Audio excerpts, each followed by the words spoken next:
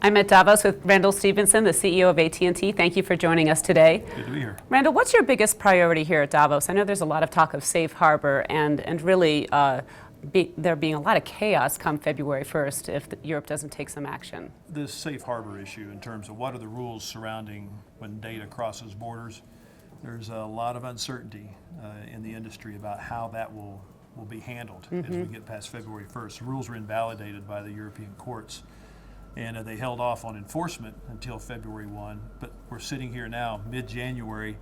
February 1 is quickly coming upon us, and we don't know what the rules are. And so we have a lot of customers who this is an important issue for them. We have a lot of connected devices, Internet of Things, that we have sensors, all over the place throughout Europe, and we really need to get crisp and well-defined what the rules are in terms of moving this data around. It's a really important issue. Now, you don't have a lot of time, and this is not an issue for you, from what I understand, as a telecom company, because you have agreements, but your customers don't. You have car companies, banks here, agreements between countries. You got it exactly right.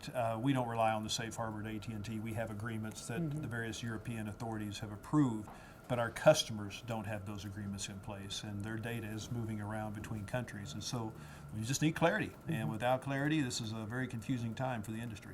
Now, this is rooted in surveillance issues. Are you getting enough help from the U.S. government? Do you think the government is attuned to this issue as they should be?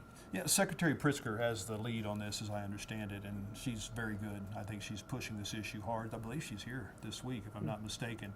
But a lot of the issues are tied to surveillance in the United States, and I personally believe a lack of understanding about what the rules are in the United States surrounding surveillance.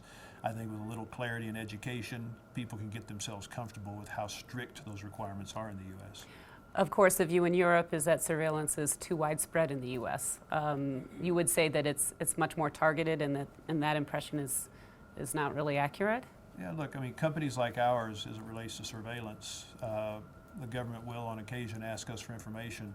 It has to be accompanied by a court order or a warrant of some type, and there are really strict criterion around what that involves and how those are produced. And so I think as people begin to get educated on the U.S. process, these issues will become less important. I want to move on to the global economy. We've had a very rocky start to the year, certainly in the markets. There's concerns about China. There's concerns about growth in the U.S. and Europe. How are you feeling? Coming out as difficult a period as we had in 2009, that is a subpar growth rate. I think by anybody's standard, 2% is not acceptable. And there are some things that could obviously be done that would facilitate that and that would help that and get us beyond a 2% growth rate. But they unfortunately involve things like tax policy. They involve which is not happening this year. Like trade. And I think that's where most of us are. Tax policy changes are not likely to happen in an election year. So I'm not naive to think something can happen. But that is so important to getting us to a place where we're growing better than 2%. The thing that can happen, and I think it's very important to U.S. growth and economic growth, is trade. And the TPP deal, the Trans-Pacific Partnership deal, is there. The President has the authority. A deal has been struck.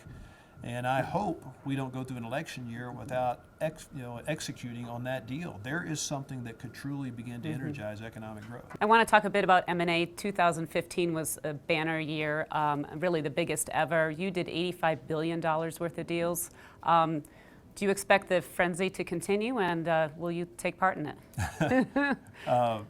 It was an active year for AT&T. We closed the DirecTV acquisition. We made 2 acquisitions in Mexico, 2 companies, and allowed us to enter that market. And part of the $85 billion you referenced was a spectrum auction where we invested a lot of money, $18 billion in wireless spectrum to accommodate this video surge that's going on in our industry. And look, the industry is going through a lot of change. And when an industry goes through change, the parts move around, and M&A does tend to happen. And the industry has not finished changing. It's going through some really serious and significant changes on both the media and the content side, as well as the distribution side, companies like ours. Google is obviously building out fiber to the home. They've done some cities. They plan to do more. Is that a threat to AT&T? Yeah, no, they're a real competitor. I would say so far, what they have done has been a facilitator for AT&T. And what I mean by that is when we try to deploy fiber to homes and get this kind of bandwidth, our biggest issue is getting the municipal and regulatory authority to do it. And Google, as a new entrant, has come in and has gotten the municipalities and the regulators to give them permissions to do this on a pace and a speed that we've not been able to get in the past. And so as Google came into Austin and got permission to move into Austin, we stepped in immediately behind Google and said we want the same terms and conditions. We got the same terms and conditions, and guess what? We beat Google to market by over a year. And so we're using them as a basis for telling municipalities what can happen if you open up and you move the process and accelerate the process, that this fiber will come. And so we're investing. We're going to pass 12.5 million homes with fiber, additional homes with fiber over the next 3 years. And you're going to see us continue to push fiber. We've passed 1 million businesses over the last 3 years with fiber. So fiber push is going to be a high priority for us. And with the growth in video, is fiber critical? I mean, are you still, Absolutely. you're going to be investing a lot in wireless? I mean, you're trying to do from end to end, essentially? It's not one or the other. In fact, one of the biggest investments in wireless, if you want to deliver video, is you have to get fiber to the cell sites. And so we have been investing aggressively to get fiber to our cell sites to handle this kind of bandwidth. You're going to see us pushing fiber till the day I retire. We're going to be continuing to push fiber deeper and deeper into the networks. Video is driving an unbelievable amount of demand on these networks. And in fact, if you look at our networks today, over 50% of all of the traffic traversing the AT&T networks is video driven, and it's growing at an unbelievable pace. This is not going to stop. Our customers are demanding it. It's why we just recently announced a new offer last Monday, a week ago Monday, where if you're an AT&T UVerse or DirecTV customer and you're our wireless customer, you get unlimited video streaming and data.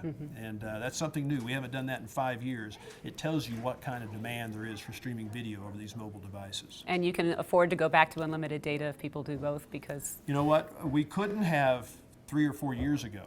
What we've done over the last 4 years is gotten ready for this. And what I mean by that, we have pieced together a lot of this spectrum, these airwaves, and with the government auction in February being the last piece that we closed on. And so we now have, in technical terms, 40 megahertz, which is a lot of bandwidth that is sitting fallow, it's unused, that we're now putting into service that's being used for this video streaming. Thanks very much for joining me. Thank you, Rebecca. Good visiting with you.